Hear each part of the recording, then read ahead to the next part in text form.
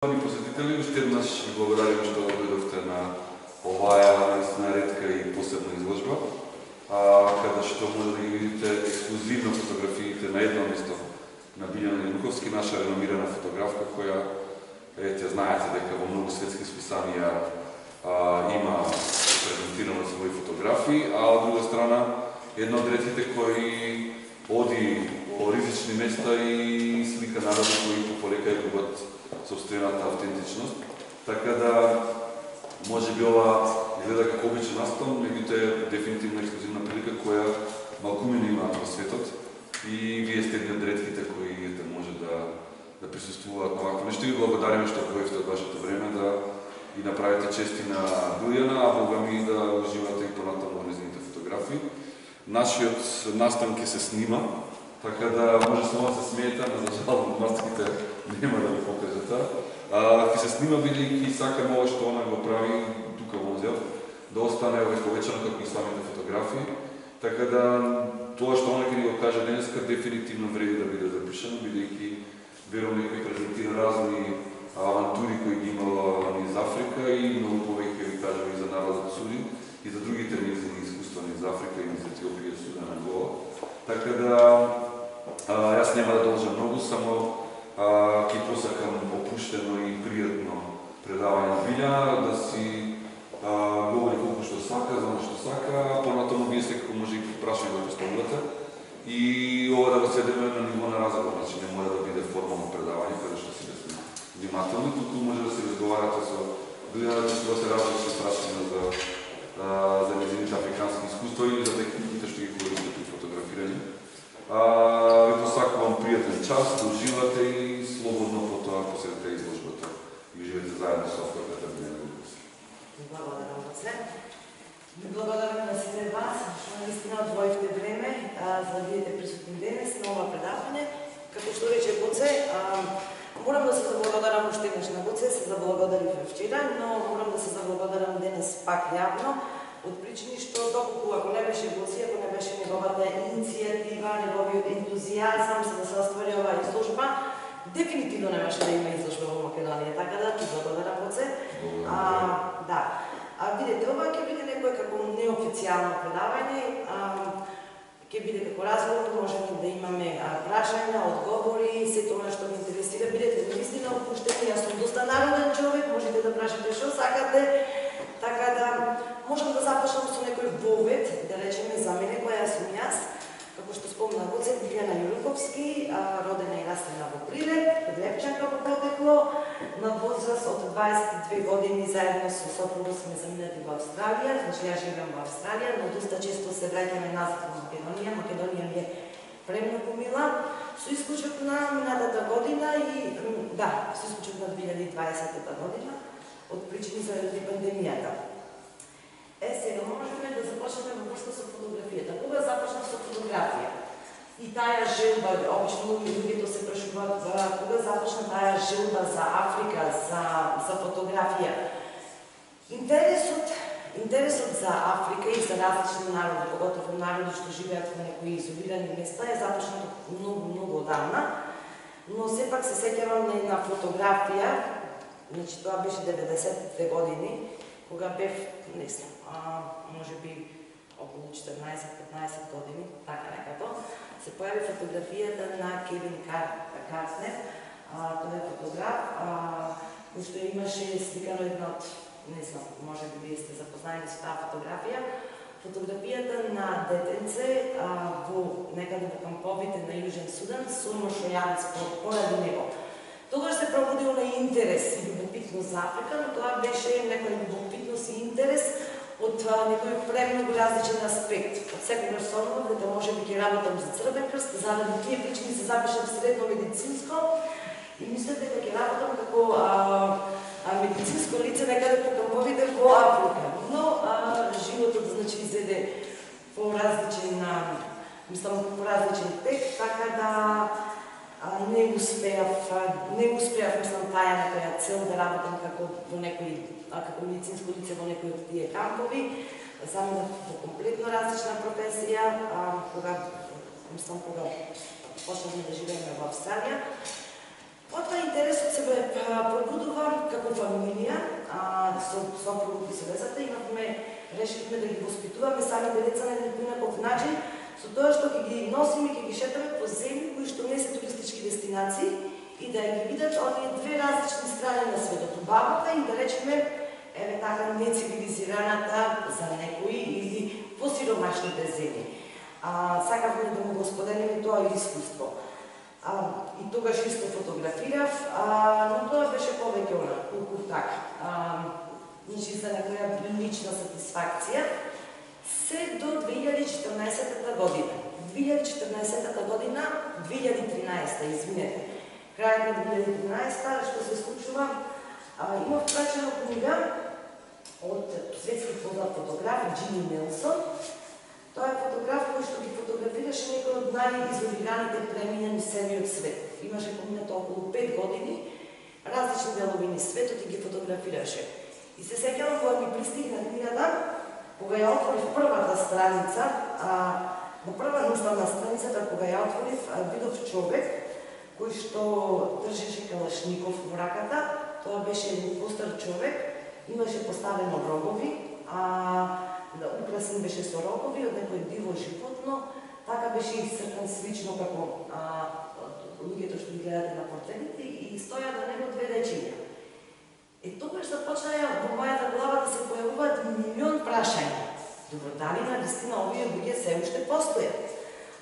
Каде се најдуваат? Каде може да се, како може да се стапи во контакт со сите овие луѓе? И најна се појави некој интерес за фотографија, па јас сакам да бидам фотограф. Макар што мислам мојата професија е комплетно различна.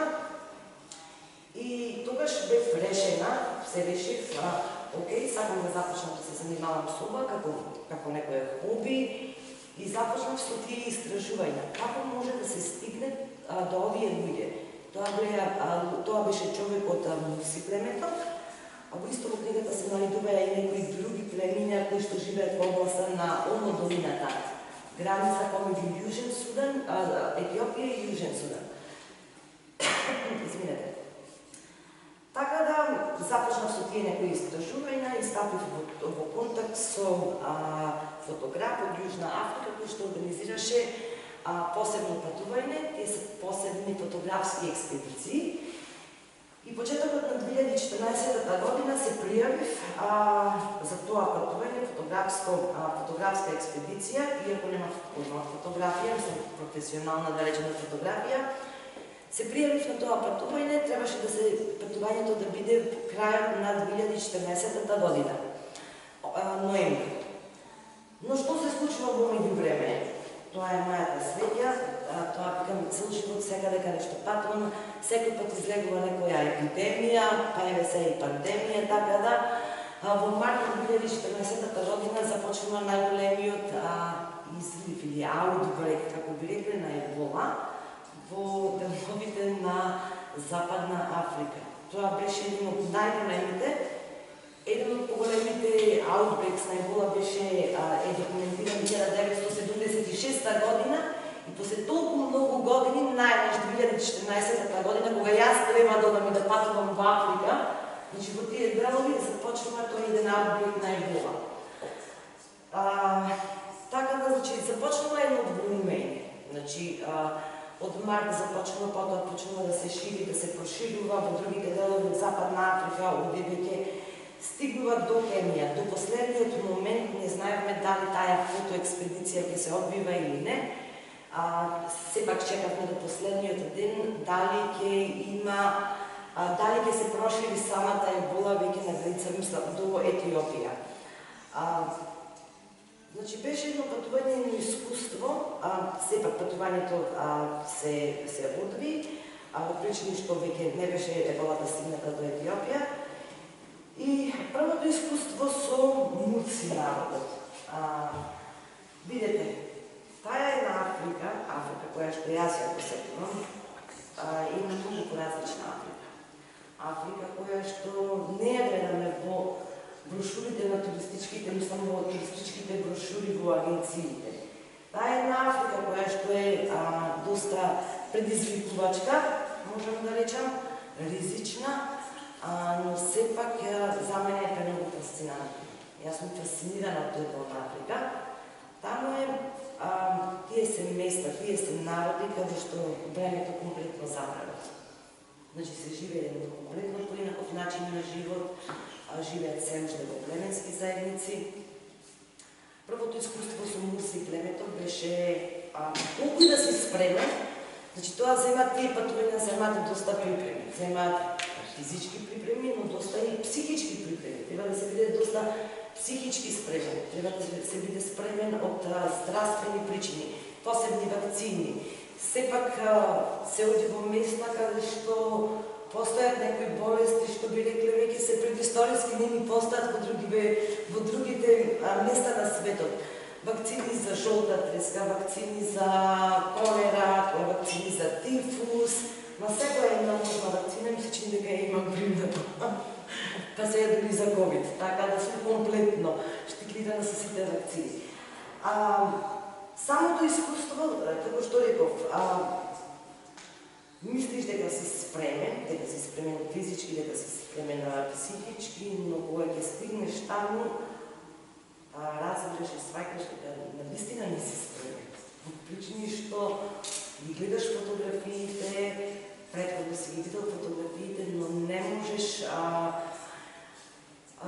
не знам како да го опишам тоа чувство. Наеднаш се сеќавам на првиот момент кога стигнавме во племето Мурси, се прават први некои договори со племенските старешни, дали може да ги посетиме, да влезиме, сите тие работи. Самото нивно, кога почнаа да излегуваат од тие нивни колипки, тоа беше едно страшно искуство, морам да признам, че излегуваат луѓе кои што се украсени со некои рогови, жените обично имаат устните се пресечени и носат големи плочки, глинени плочки. Тоа е некој шок, ми се чини за системот. Почнуваат да те допираат, да те растргнуваат, најднаш гледаш деца, кои што држат калашникови, зашетуваат и се викаш, па да не дај Боже да некој шум може да залета. Тоа беше моето прво искуство. И нажалост, значи тоа е искуство кое што е препратено со преголема возбуда, од друга страна преголем умор. Е премногу жешко, значи цело време си обкружени со цеце, мудите се тука, тие се присутни цело време, констант компанион, што би рекла, и не знам, се ствара некој чувство на збунетост и колку и да сакаш да фотографираш. Направив фотографии, но потоа сватив дека не ми се задоволна со тие фотографии. Значи ми се чини дека не ги доловив оние моменти. Тоа беа само фотографии, само како онака, да се направи колку да се има фотографија. И тогаш сватив дека, видете, за да се направи фотографија, когато кога се работи за фотографија со луѓе, дека треба прво да се помине време со тие луѓе. Треба да му се одаде некој поштовање, да се види, да се разбере нивниот начин на живот. И да се стекне доверба? Дефинитивно. Довербата е една од најголемите работи кога се работи со луѓе, поготово портрет фотографија. Така можам да речам, тоа беше едно доста интересно искуство, скапо искуство, без големи некои резултати, но сепак животно искуство. Тука е, мислам, големината и моето богатство, затоа што знаев, после тоа ми помогна како можам понатака, значи да ги разберам тие луѓе. И потоа започнав следната година со други патувања, значи патувања исто бев во Ангола, со антрополог, кои што беа исто така организирани експедиции. И после тоа започнав, бев во Монголија, да ги сликам ловците со орли.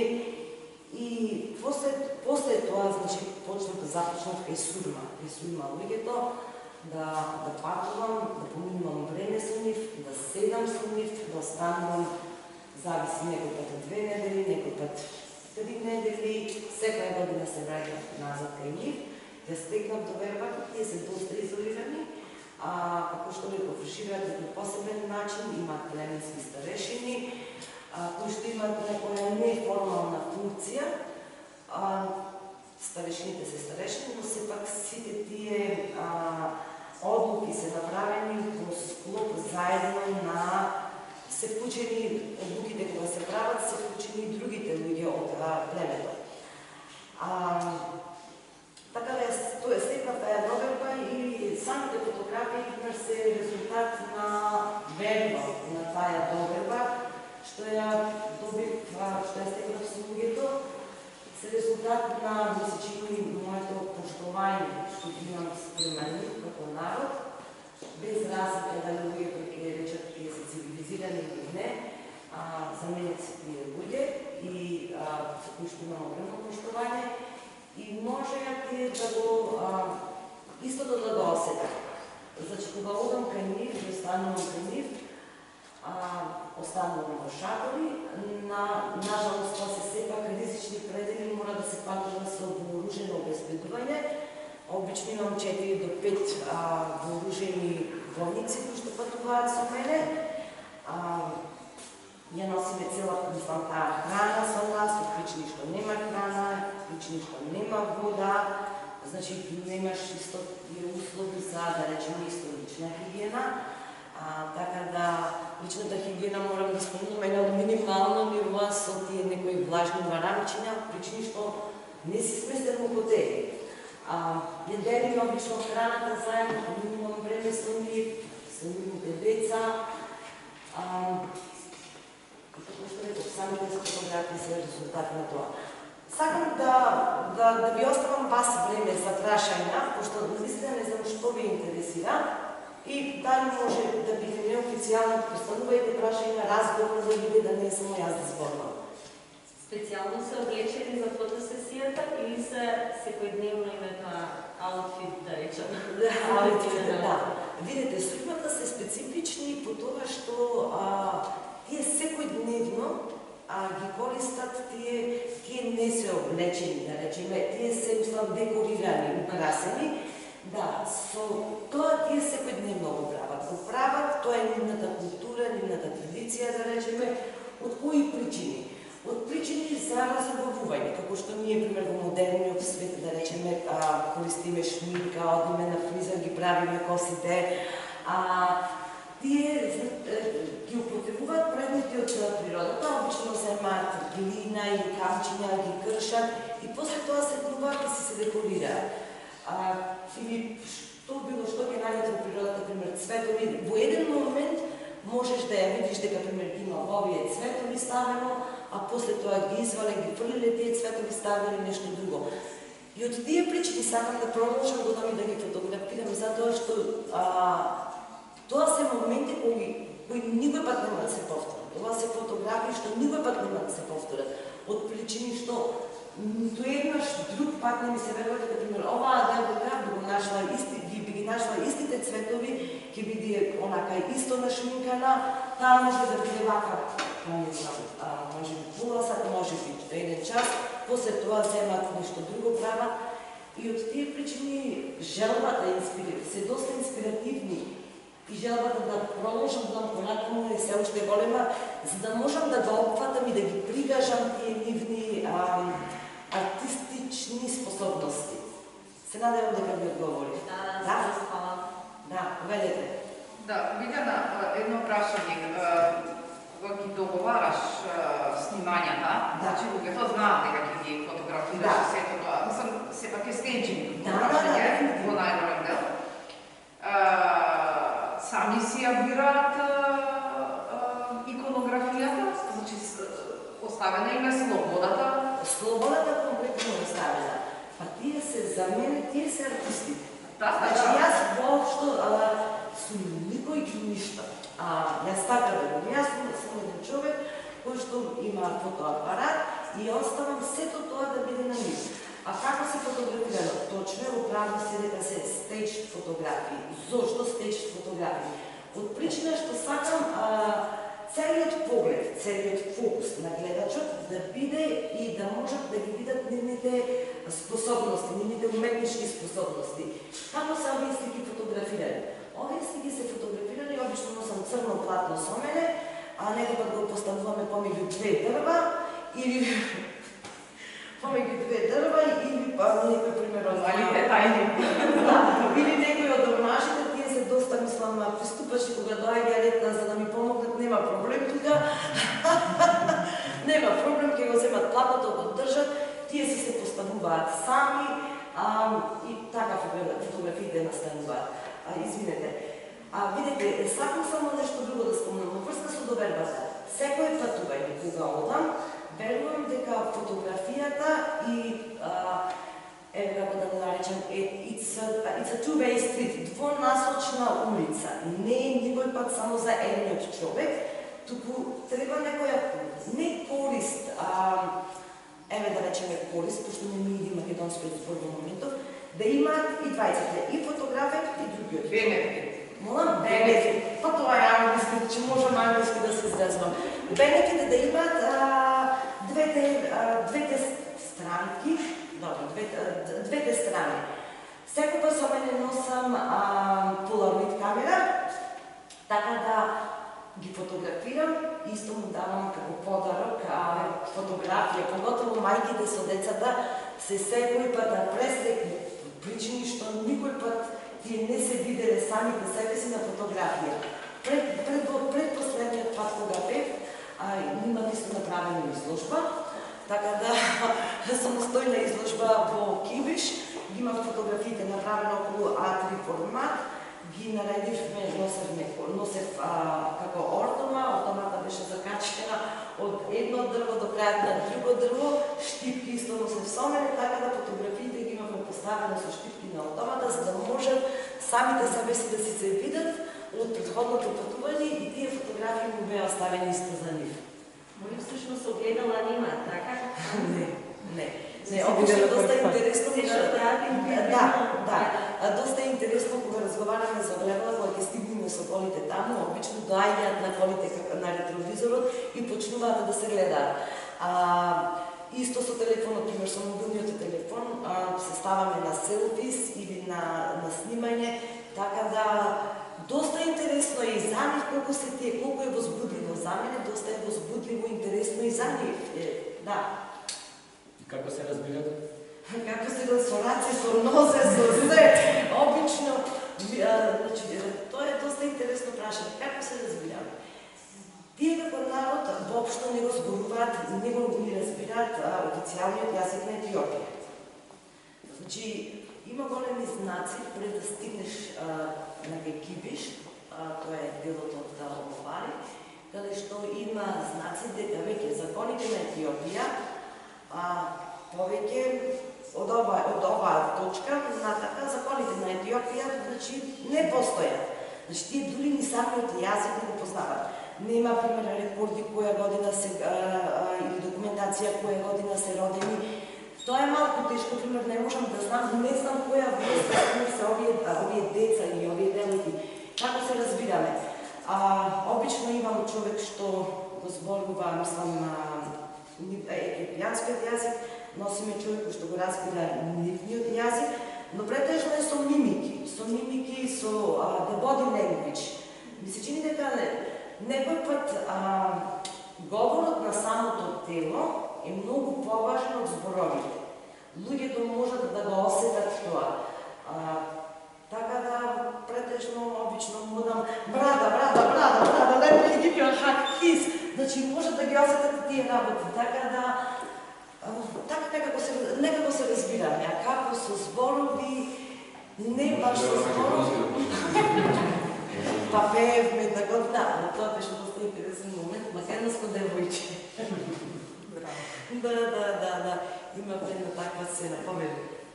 Уште беше изложбата наистина прекрасна, јас би сакала да прашам каква е реакцијата на луѓето кога ќе дојдат во Букурешт со луѓе кои што доаѓаат од многу по-цивилизиран светот. Видете, дали се плаша, дали се повеќе љубопитни тие кон луѓето или пак луѓето кои што доаѓаат од страната повеќе љубопитни? Љубопитноста ми се чини дека е взаемна. Еве се можам да ви кажам една случка кога бев таму, жените претежно се голи, како што гледате. Имам доста фотографии кои што не се изложени од причини што жените претежно не носат гардероба или носат само некоја тканина. И тие се доста љубопитни. Баш на едно од последните патувања, пошто тие се претежно голи и са мене ме гледаат со блуза и сакаат и тие ме допираат и сите тие работи се едно сам гузава и сакаат да ме допрат наградите. Па не проблем, еве покажете, видете. Така, љубопитноста и тие се доста љубопитни и како што реков, дали ние доаѓаме од некој модерен или цивилизиран свет и не знаеш што е тоа модерен или цивилизиран. Значи, јас се сведувам на едно нивно ниво. Пример, јас никој пат не земам за да бидам различна, не сакам да делам од нив. Никој пат нема да седам на маса или да носам маса, да јадам на маса. Тие седат на земја, јадат на земја, јас се седнувам на земја, си јадам на земја, си јадам со раце. Така да не може да ја видат онаа некоја разлика дека окей, оваа жена е сепак сум различна, јас сум плава, бела, те допираат, сакаат да те допрат. Така да, но, значи, уште еднаш морам да речем, околу мене секој пат има вооружено обезбедување од причини што можат и комплетно да те земат, да. И ще едно прашање од професионален архитект, ме интересира портретите за како објектив се правени. Видете, објектив. Обично одам, носам со мене две тела, две камери, значи работам со Nikon 750, Nikon 810 и носам различни објективи. Овие се претежно правени со 70 до 200, некои се 24 со 70 и фиксен објектив, да, 105-ка. Да. Работам значи со двете камери различно, така да секоја една фотографија е направена претежно 70 со 200, можам да речем, да. Да, носам зибелица со мене, значи не изгледат како портрети што се направени во студио. Али да имате шанса да го видите моето студио, тоа е нешто феноменално. Феноменално студио. Да, на плюс че овој тип на фотографија е многу тежко. Да, затоа што војни се предопределување за нешто што е работено надвор, да. Поставам без професионална светла. Да, значи само со зибелица е премногу тешко. Условите се тешки, плюс 45 степени. Значи тоа е наистина пеколно шешко. Немаш никаква контрола на сонцето. Мора да работиш и да направиш колку што можеш повеќе.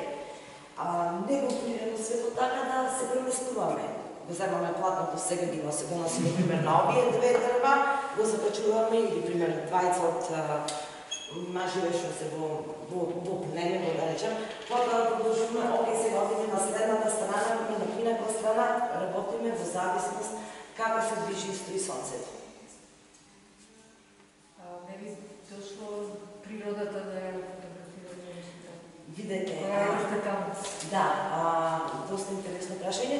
Некои од луѓето се фотографирани во природа, да, некои, но доста од нив тие фотографии на нашата станахме доволно и место, тука да поставиме сите тие фотографии, ако ќе одиме со нив на фотографии, имам доста фотографии од луѓето кои што се не само Сума племето, Сури племето, туку и од Хамер племето, од племето Каро, се сликани во природа.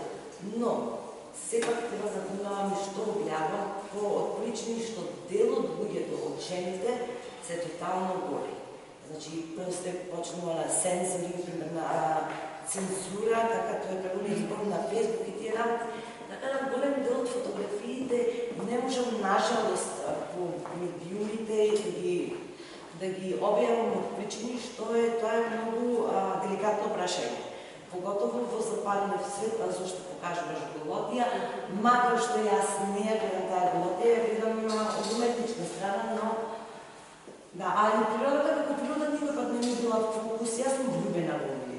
Навистина, јас имам огромна љубов за луѓе, за нивните култури, традиции, ја сакам природата, али оставам природата на професионалците кои што се занимаваат со пейзажи. Ја би имала прашање едно, пошто кажете, представувавте подолг период да се зближите со нив и сега пошто на фотографиите има моменти каде што освен украсување нели со боја, со овој начин, има моменти каде што се гледаат на вашите фотографии, нели овие ресици што се прават на ушите, нели препратно на устните, на ожилци кои ги прават она. Дали некогаш бевте в ситуација да присутувате и на некои од тие нивни, да не кажам више, културолошки настани или дела традиција? Да. И како го гледате тој момент? Затоа што ја викаме и самото лошо прикажување на голо тело, ама еве фотографијата позади вас која што е со некој момче. Девојка. Ај, тоа сакам да прашам, дали машко или девојка, затоа што ми личеше на девојка? Тоа е моментот кога она се слика со тоа оружје и они живеат традиционален живот, ама калашников е влезен. Од модерниот свет Само што е влезено И земаме најдоброто. Да, земаме најдоброто од модерниот свет. Нажалост, значи, и тоа е доста жално прашање. Од модерниот свет водата не е влезена. Значи, воопшто нема никакви услови, нема вода, нема храна, нема, значи, апсолутно никакви услови. Ништо не е влезено тоа, освен оружјето. Оружјето, верувам, ако пошпирам читано, е влезено во 90-тите години. Да, со 17-та година, видите, имаше еден концерт, сега тоа е много политичко прашање, Live Aid, не знам дали се сеќавате, да. Парите што беа собрани, тие беа собрани за големата, the Big Famine, за големиот глад во Етиопија. Голем дел од тие средства и пари што беа, не беа никој пат дадени за гладните во Етиопија. Голем дел од тие пари, самиот диктатор тогаш во времето на во тоа време ги искористи за вооружување и набавување на оружје од Јужен Судан. Оружјето е влезено од Јужен Судан. Да, сега за обредите, и за тие мислам за scarification, за обрежувањата и за оружите и тие работи. Пирсинг, како се големи плочки, како се дефинират на пирсинг. Добро, пирсинг. Видете, две групи на луѓе. Тоа се мусите, кои што живеат од другата страна на Новали, и сурма или сури луѓето. Специфично што е за нив, поготово за тие повозрастни генерации, додека за дел и од младите. Како дел од нивната култура тоа е започнато многу одамна. Кога девојките стапуваат во време на пубертет или пред пубертетот, се започнува со едноен обичај или ритуал или обичај, како би го рекла, со вадење на зъбите на долната вилица. И се започнува со поставување, правење на мало дупче на долната уста, обично со пелук. Тоа е било друга традиција и обичај. И потоа, како што девојката расте, се започнува со ставање на глинена плочка. Колку поголема девојката станува, значи таа плочка се става поголеми плочки. Не знам дали имаме некои фотографии со плочка тука. Во презентацијата има. Да. Тоа е значи се претпоставува дека тоа го започнале пред многу години, првично за да се спречи тоа земање како на робови од тие причини. Потоа устанува некој знак на нивна beautification, знак на нивната култура и знак за убавина. Сега, поготово со мусите, што се дешава со тоа племе. Жените, кога таму се склучуваат бракови, тоа се бракови каде што се дава мирас или чејс или кој друг збор. Тоа е, да, се разбираме, да. Сега, се верува дека колку поголема е плочката, толку повеќе таа жена вреди и може да се даде мирас. И што е миразот? Миразот обично се дава калашников, фамилијата од девојката и се даваат крави. Обично 20 до 30 крави. Мажот може малку одстранено од прашањето, но ќе се вратам. Мажот може да има повеќе од една жена исто, доколку има, пример, доволно крави, за да даде, пример, за втората жена. Пример, за втора или за трета жена. Така? Да. Значи, тоа е било истото го прават и со ушите и обрежувањето. Обрежувањето е исто дел... Да, гузник, да. Скарификација, да. Скарификација на... Да, добро. Со скарификациите имам присуствувано, како ги прават тие скарификациите, уште еднаш, тоа се дел како еве например што е во мода сега, на мода е детоважата. Така во модерниот свет. Како што е на мода детоважата тука, а еве да речеме мода е кај нив да се прават тие скарификации. Има присуствувано на тие работи, имам исто присуствувано на некои други обреди. Например, да речеме само проблемот е што мажите се коли е многу тешко кога фотографираш да ги покажеш сите тие фотографии што имаш. Ќе речам, имам присуствувано исто на деловните обреди кога, например, ако е премногу сушна година и не можат да најдат доволно вода, што се дешава? За да обстанат децата, поготово, тие чуваат доста крави. Има еден ритуал каде што земат стрела и значи со самата стрела ја пробудуваат во југуларната вена каде што почнува да тече крв и му ја даваат крвта на децата да ја пијат по причини што содржи протеини и сите работи за да ги одржува во живот. И тоа е еден дел од обредите каде што ги имам видено и скарификациите. Да, тие почнуваат ги сечат, се сечат, па потоа ги мачкаат со пепел, за да излезе тоа како некој испупчување. Мола? Како го доживеавте вие тој момент? Видете, Така искрено. најискрено, значи видете, јас имам многу различни моменти доживено. Имам доживено моменти, пример, еве само еден друг момент да ви кажам, каде што во Варанаси на реката Ганга се одвиваат кремирање на луѓе, јавни кремирање, огромни јавни кремирања, каде што фактички ги палат мртвите. Исто и ова, како ги доживувам? Ми се чини дека треба да се има, да биде човек, да има разбирање, ова се различни култури, тоа е нивната традиција и не ги осудувам, чудно е, интересно е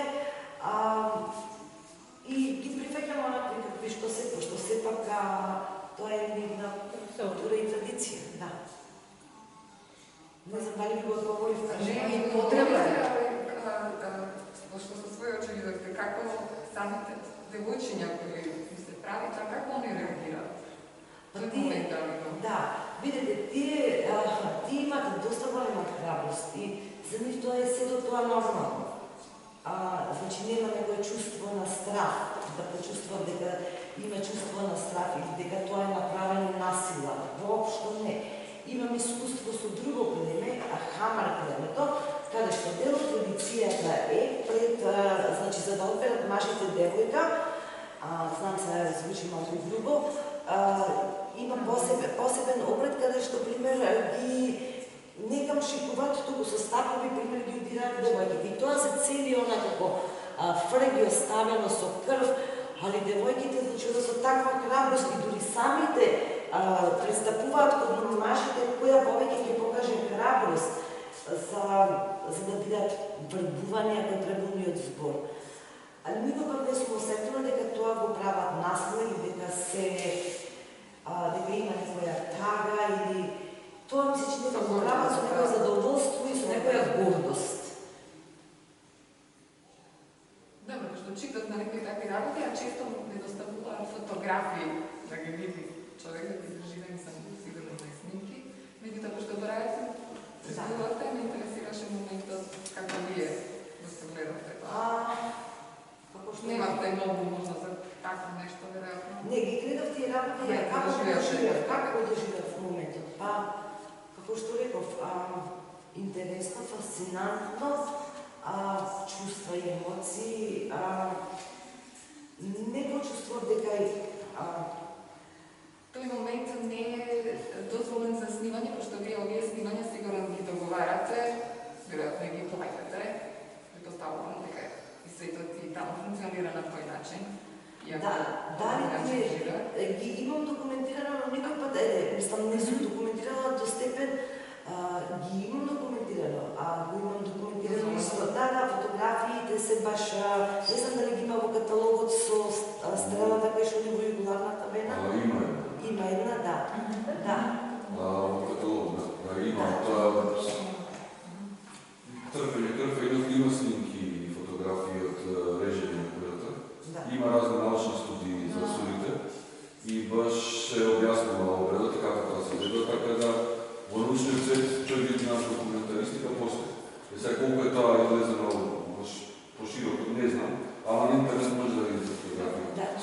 се прави нешто. Зависи исто кој приоритет на фотографија фотографирате. Тоа веќе доаѓа еден тип како на документарна фотографија. Да, значи, мојата цел беше специфично да се покаже на убавина, да се покаже овој свет. Би сакала повеќе да се посветам на документарната фотографија, на следното патување и фотографија на самите луѓе исто во природата. Од причини што мислам правилно се имам фокусирано, значи со тие позадини би продолжила со тоа, но сепак би сакала да документирам повеќе од тој стил документарна фотографија и во природа. Не, вашите фотографии вакви како портрети се многу документарни, да ви кажам искрено. Многу, значи, они се како портрети, љубаво изгледаат, меѓутоа и многу повеќе здрачи од нив и многу повеќе кажува и интегрираат и се стварно природа. Целата природа Не, нешто ви кажуваат, плюс. Да. Како фотографија. Мене ме интересира, немаат вода, знам дека ќе донесете храна, што најмногу од тие работи сакаат? Од страна Да, што ги... која храна, кој пијалок, цигари, ако што се дели или се допълнителната храна? Тие се пушат во некои нивни, мислам, тие си имаат на некои нивни посебни треби, имам фотографии, нажалост не се тука прикажани, како во Пај, како лулиња, да, забарата зборот лулиња, али не она типично лулиња, како направени од тикви. Тикви беше се, да. Што најмногу сакаат? Водата дефинитивно и обично водата и обично кога одиме носиме значи продукти кои што не се да се купат. Млеко во прав, носиме се пак за децата и некои вид на различни житарици кои што ќе можат сепак значи да ги консумираат. Внимаваме да не се носат чоколада, да не се носат значи некои работи кои што содржат премногу шеќер или примерно месни работи, пошто не се навикнати значи на такви работи. Сепак треба да внимаваме што се носи од причини некој пат мислиме дека можеме да направиме добро, но можеме да направиме нешто многу полошо. Да, нема така да внимаваме на тие работи. Споменавте грешка дека тие се кремираат, што ме интересира дали нешто има повеќе во Индија, тоа беше за Индија, да, кажа се како пример, да. Таа насока, значи, како тие прецепираат смртта, кои се нивни посмртни обичаи, ритуали, како гледаат на задробниот живот во таа насока? Видите, имам разговарано со еден од водичите, во врска со тоа баш ме интересираше тоа прашање. Значи, кога нешто се умре, обично го земаат самото тело и го поминуваат, го шетаат, мислам, како да речем, инсистоидел, заедно со, ако е поготово маж, заедно со кравите се нешто што тие Живот. се нивниот живот. И, значи, кравите како крави се дел од таа една церемонија. Немам видено, тоа нешто го немам посведочено, но колку што имам слушнато,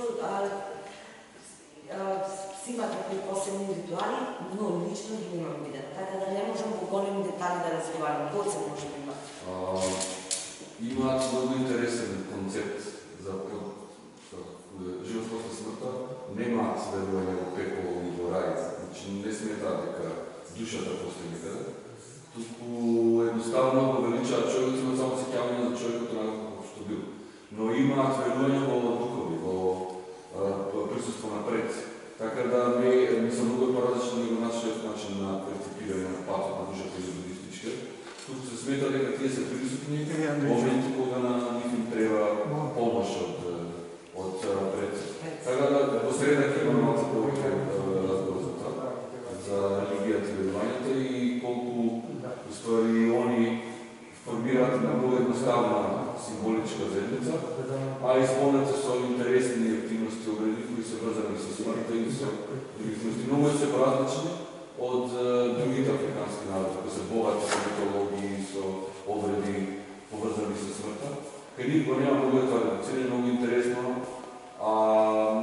наставно тоа имаат фокус на нешто друго, така да дупати го. Само да кажам дека се многу нагледници оскудни на сметна нешто друго. Само со ниво Информација. Информација.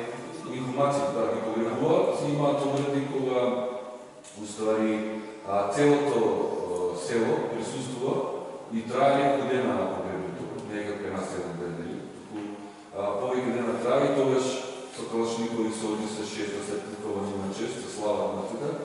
И ако се многу значени, последна година се повтори истиот обред, со многу поголемо присуство на луѓе, со, како што кажем, со крави, тогаш дури се жртвува кравите кои се свети животни и не се биваат, не се јадат, не се конзумираат, освен за време на обред. Значи, ако сте гладни, вие нема да изедете крава, тако само кога се тука дуковите присутни. За раѓање жупа? Во болници се оди специјални, Колку долго живеат, има некој податок, што... Може би да кажем што после јас. Во врска колку долго живеат? Па да, нека не ефиденција. Колку е животен век? Има Не можеме да кажем колку е запишан рекорд на животен век.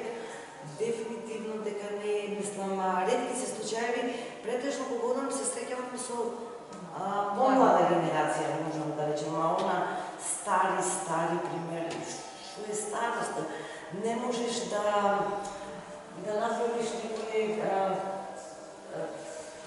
пример, кога не сме да речеме добро изгледаш околу 40-50 години. Многу е тешко, пример, кога ги гледаш и тие постали да знаеш фактички која е таа некоја старост. Добро го прашаш, значи не може да ти дадат точен одговор која е нивната старост.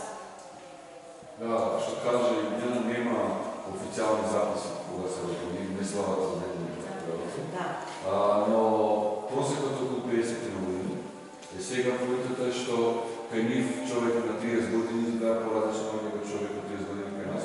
Сами ако отидете и во Пелагонија или во Кулфе кај земјоделци, тие разлики се очигледни, бидејќи кога се изложени на слонце постојано, може да поинаку реагира. Така да видите некојаш и на тие фотографии од мурсите, мислам дека има мурсите фотографии. Да, бабама и од мурсите. Ќе видите многу стари луѓе и така човек кога би видел во град, мислам дека на 80 години, кај нив 50 нешто. Така да просекот е тој, само заради условите во кои живеат. Сега нормално не исклучат 60 години, и бита многу ретко 70-80 години, тоа е меѓу нив и другите Видете, има се уште премногу болести. Ти, вака, например, прекрасно, имаш многу од нив, последниот пат кога бе по целото време беа заболени од туберкулоза. Целото време, значи, беше заболени од туберкулоза. Важно се изна душка, ме се изна пак. Но ако мислите тие работи, па после позамена до Австралија, морам да правам специјални тестови случајно да сум позитивна. Така да изгледаат прелесно, но сепак има страшни болести, што се уште владеат таму. Тоа е жалостно. Поведете се обстан. Мислам дека пред мене крена раз. Интересирана популација, колку луѓе се од тоа принава, да речем. И исто спомнавте на чудото дека има старешини тие премија. Кој е начинот на избирање на старешина, дали е преку борба некоја победникот до старешина или Како се станува старешина?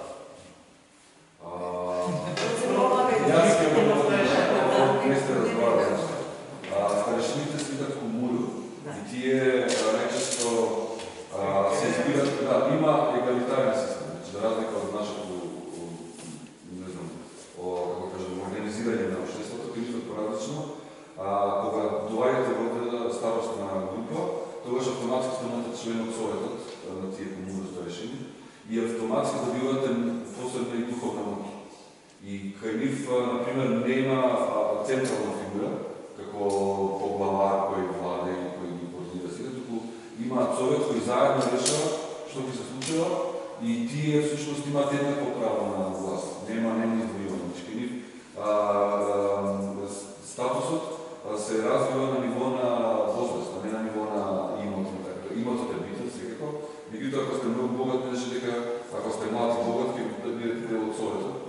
Треба да оставите доволно, имате искуство и кога сте постар, тогаш сте поблиску до тумуса и до божеството. И на тој начин уствари успевате да бидете дел од таа организација. Многу интересно што и жените имаат право на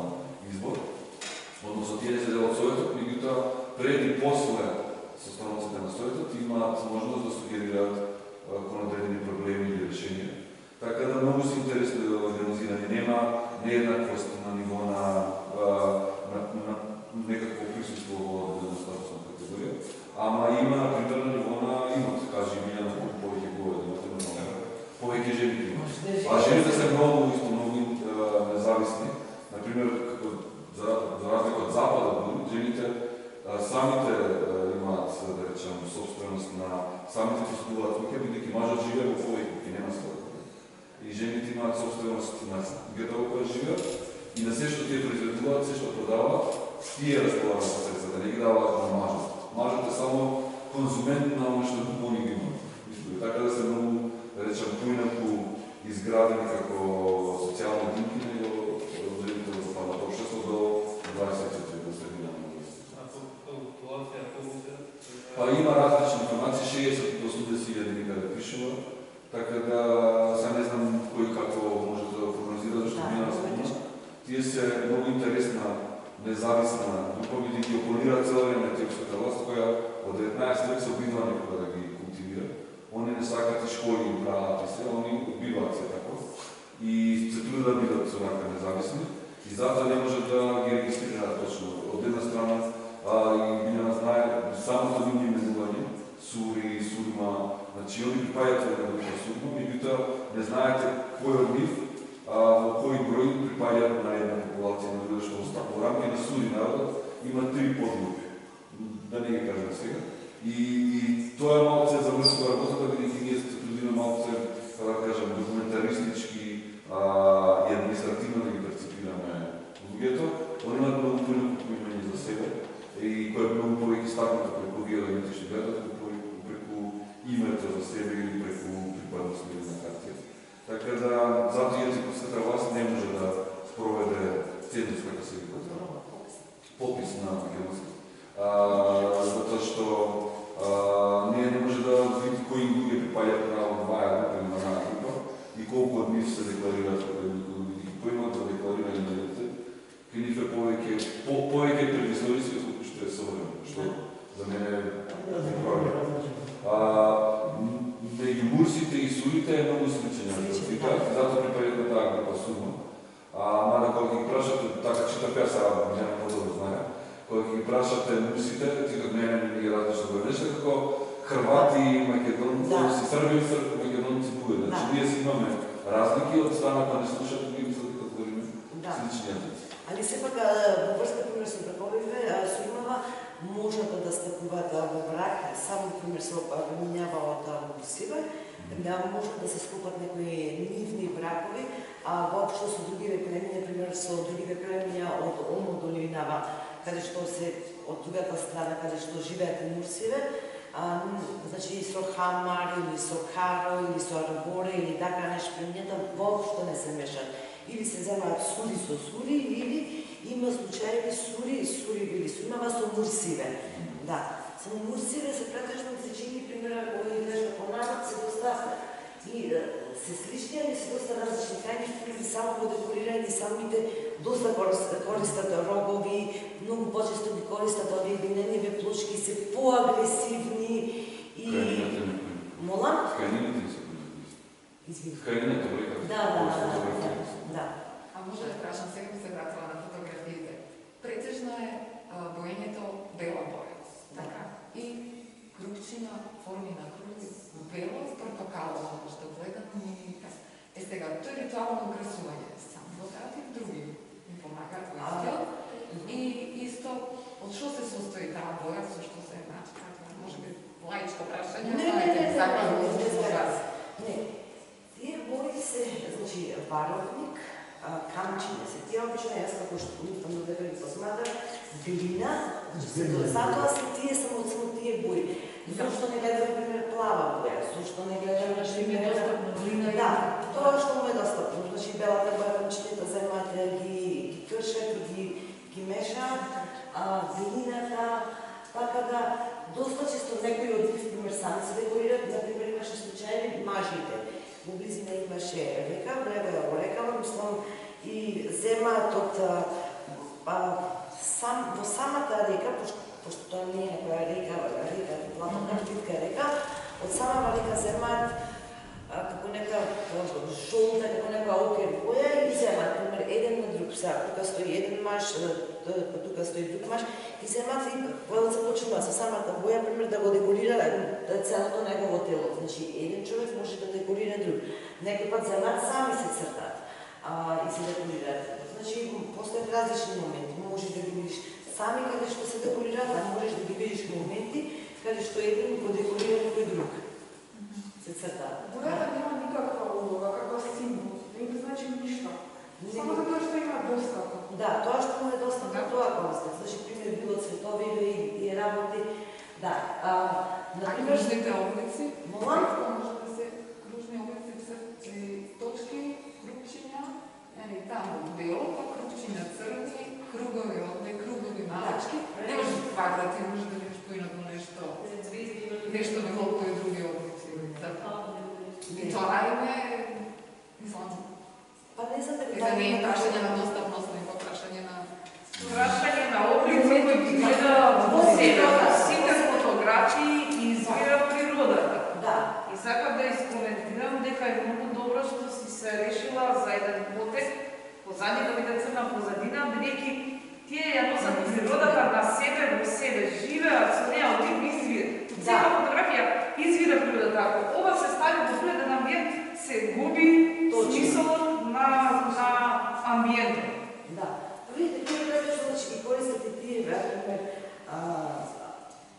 shapes или облици, значи, што се нормални или што ги гледаат, пример, во природата.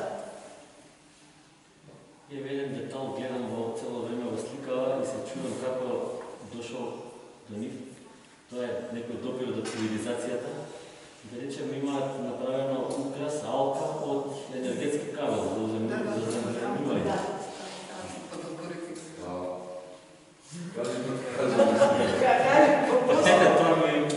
Трговијата е еден од составните елементи на судите и тие многу произведуваат, например, и житни растени продукти имаат, но произведуваат и, да речеме, други елементи на материјални култури, и поготово керамика жените прават, и ја продаваат на околните население. И тие имаат повеќе, да речем, за разлика од судите, тие повеќе фаворизираат метал. И тогаш тие им враќаат метал, кој се на стерификацијата, пример тие немаат желези такви работи, па овие што имаат повеќе метал и изработуваат предметот метал, самите, како се ката метало, не знам, метални забори, како би било се добро, нема везе. Тие, всушност, на нив им изработуваат потребни алатки за копање на такви работи. И тогаш, всушност, овие елементи, како што се камени жици, доаѓаат на нив и тие повторно ги користат за декоративни работи, а не за некој практичен. Например, тие со камен нема ништо да врзат, ама ќе го искористат за... И сите овие елементи што ги изборевте при декорацијата на телото, таа нема некаква символика конкретна, како да речеме во некои други случаи, мада стерификацијата има, тоа сега не знам детали. И кога ги видите мотивите на судите, и препорачувам последно 5 минути да останете пред презентацијата, ги видите фотографии од мусите, да видите мусите колку поразлично си го сликаат телото, а колку судите кажат. Така да елементи на идентитет секако дека има, и тие знаат што прават и намерно ги поставуваат тие елементи. Мусите многу поразлично пристапуваат на сликањето на телото. И сега точно некоја символика може нема, ама дефинитивно е, како да кажам, некоја определена група на орнаменти што ми се Дали вие им сугерирате положена раци или поставате на ниве? Видите, вие можете да сугерирате, значи, што сакате? Тие се толку независни луѓе. Вие моментот се враќате. Тие се, значи, се има случајно, например, окей, сакаме како сега стејдж фотографија, сме да се направи, значи, платното е така поставено, баш имам таква фотографија и баш подоцна баш кај девојката да се да сугерирам како да застане, заставам и јас се вртам, продолжувам назад, за да ја земам камерата, окей, не можеш, значи, мислам, е многу тешко да ми се објасни, го нема тие тој концепт, така да оставаш, значи, сето на момент, самиот момент, да, значи, видете, ти можеш некој да цел ден да фотографираш, значи јас имам многу повеќе фотографии, но во тие фотографии не се долови во тој момент, така да е премногу тешко да му сугерираш на тие луѓе, пример, застани вака, ова не, оставам се, значи, има фотографии кои што воопшто не се ни за објавување, значи имаш само некој што застана вака и нема никаква апсолутна емоција, и значи не вреди да фотографија да се објави. Така да, објавам се само оние фотографии каде што сметам дека се поставила некоја конекција помеѓу мене и човекот што е фотографиран. Прашања? Ја би предложил да ми кажеш нешто за твоите интимни искуства за време на фотографирање, кога одредени слики испаѓаат така како што се поради одредени ситуации. Поради одредени ситуации. Видите, на предпоставното патување, значи, како што реков, можеш да бидеш комплетно спреман на лекарства, сите тие работи, или пак не знаеш што може да се деси. Предпоследниот пат кога бев, оваа фотографија што е тука на тапетата ми е поготово драга. Не знам дали ја видовте, и ми се чини дека самиот нејзин поглед има како некој поглед, не знам, дали на сожалување, што се деси. Тогаш мислев дека имав некој затровање добено, бев толку, се разморив толку тешко, значи со тие повраќања, со температура. Навистина мислев дека тоа е тоа, дека ќе умрам.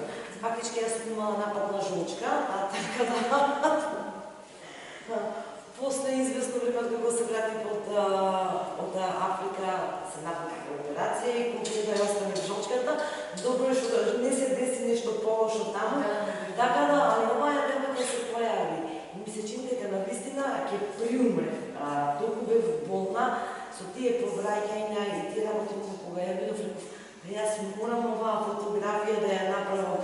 И така, како да речем, со некој влечење, со некој преголем замор, ја направив таа фотографија и се воспостави некој контакт, ми се чини дека и самата девојка имаше како некој сожалување за мене, пошто ме гледаја дека навистина не се осеќам добро дека бев болна и таа фотографија ми е посебно драга од тие причини.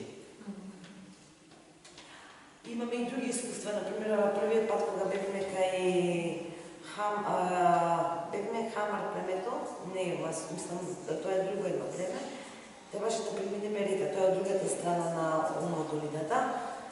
И требаше и преминавме реката, кога требаше да стигнеме кај племето и водата си беше прилично добре. Најнаш обичај требаше да гледаме некој ритуал, фатија промени дождови, Африка кога ќе фати некој пат од дожд, реките на таа река што беше, значи навистина надојде. Не можеме да ја преминиме реката, да се вратиме назад, каде што ни беа колите. Тоа беше исто така навистина доста ризичен и страшни моменти. Се сеќавам, воопшто немавме ни вода, ни храна со нас. И исцрпени одиме покрај брегов на рекава да видиме каде можеме да најдеме некој место за да можеме да ја преминиме рекава. Значи талкавме, после се вративме повторно назад кај племето и моравме некои преговори да правиме со луѓето. Тоа беше на првата фотографска експедиција, ми се чини. Направиме преговори со маживе од племето да земат да не пренесуваат преку река.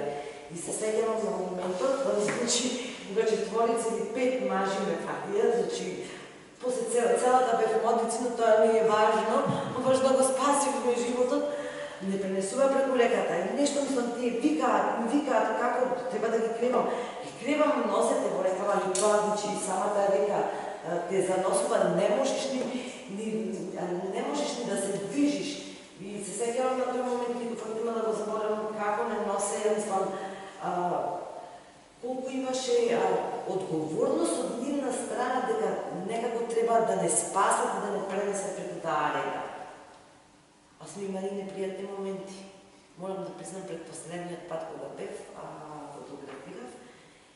фотографиравме в близина на една, значи кај Сливе, пресушена река и водечот што ми беше што знае англиски, од Адис, беше појден паѓа тука еден шумичките за некои за лични потреби, а овие други што се сами ве чувари, мои чувариве, јас се фотографирам и едно време доаѓаат од друга од еднава страна, гледам еден куп мажи сите со 4. И сега тоа ги гледам кај што доаѓаат, почнуваат нешто да се расправаат, да зборуваат, викаат. А јас се чудам, па шо се дешава? Иоп, го барам, не можам да го најдам на мојот водич, и во време дојде тој и почна да ми објаснува што е ситуацијата, фактички почна да се расправаат тие помеѓу трибал, помеѓу племенски, значи некои конфликти. Почна да се забрануваат дека ќе дојдат и да не убијат те работи, така да тоа патување мораше да се скрати и да се напушти тој дел и самото патување да биде скратено, да се напушти кибиш, самиот дел и да се вратиме назад. Колку време кога идете се задржуват да пред Никој пат не се знае. Значи никој пат примерно кој ви е максимум? Зависи. 2 до 3 недели, да. Кај храна.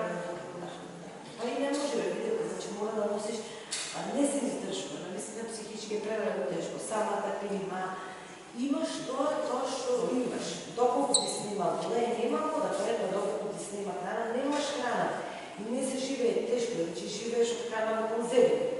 Значи, или примерно покушуваш да готвиш, запалуваме оган, носиме граф, леќа, тие работи ги вариме, тие работи, купуваме ги конзерви, се купуваме од конзерви јадење, така да не може по-добро, наистина е тешко.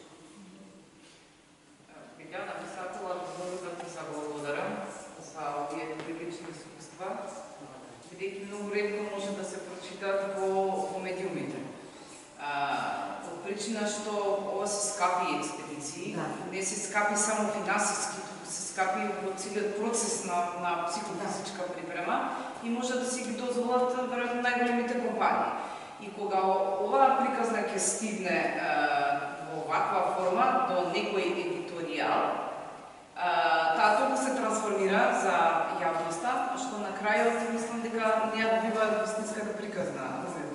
Само да го кажам, дека сум работела во National Geographic во Вашингтон и секогаш кога ќе дојдат со вакви некои приказни и кога ќе пројде низ 4-5 едиторијали, тоа што ќе се прочита на крајот во списанието, тоа е романтична верзија, значи на патувањето. Еде да го наречам. Така. Романтична верзија. Видете, благодарам, што реков, се навистина исцрпувачки, истоштувачки и се доста ризични патувања. Значи, можеш да бидеш спремен апсолутно за сама практички спекар, дека не си спремен. Како прво, секој пат здраво. Кога ќе пристигнам там, јас сум премногу човек, значи, од самата возбуда, каде се најдеш, самата мисла, дали дојдена сум со цел, сакам да направам фотографии. Тоа е еден джетлек, сепак од Австралија, додека стигнам јас до Етиопија, со прекачување на авионите, тие работи мене ме кајаат во 30 часа. Значи, самото тоа е исцрпување. Поверувајте, некој пат да ме прашуваат оние кои моменти нема никој пат да ги заборавиш. Моментите кога имам пропуштено авионските ретови. Па вие наистина не знаете колку авионски ретови имам да се пропуштено. Се негде заспивам по аеродроми. Најсериозно. Се негде заспивам по аеродроми. Пред последниот пат заспав на аеродроме, до на самиот врез вече луѓе го почнуваат од преголема, од преумора. Луѓето почнуваат да се качуваат во авионот, јас реков, окей, нема проблем, сега последна ќе влезам, кој ќе се турка битка да влезам прва, и само седам за да заспивам во рокот една секунда. Инаку сум хроничен инсомничар. Но кога доаѓа ред за на аеродроми, прва заспивам и сум во тотална кома. Да. И, значи, стварно тоа голема се доста скапи експедиции, ризични, одделуваш време, се одделуваш од фамилија, така да... И не знаеш каков е исходот. Точно. Тоа е... Исходот никој пат не знаеш. Значи, последниот пат планирам, ќе направам овај тип на фотографија, планирам вака, ама апсолутно, од сето тоа планираното, апсолутно ништо не излезе. Ништо не излезе. Тоа е тоа. Значи, се оди и никој пат не знаеш. Исто како и тука, примерно, во Македонија, доста често одам и патувам сега, значи сум фасцинирана и сакам да фотографирам, ова е малку различна тема, али може да спомнам така. Фотографирам заборавената и напуштената Македонија.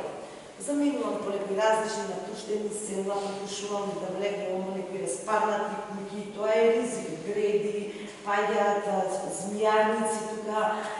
Можеш цел ден да талкаш, Се имаше многу работа. и на крај да воопшто нито една фотографија да не излезе или да не најдеш тоа што го бараш. Значи, со фотографијата тоа е еден не ризик, али еден ризик што го земаш, а никој пат не си сигурен. Фотографија е увек за чување на момент, Да. финалата. Да, точно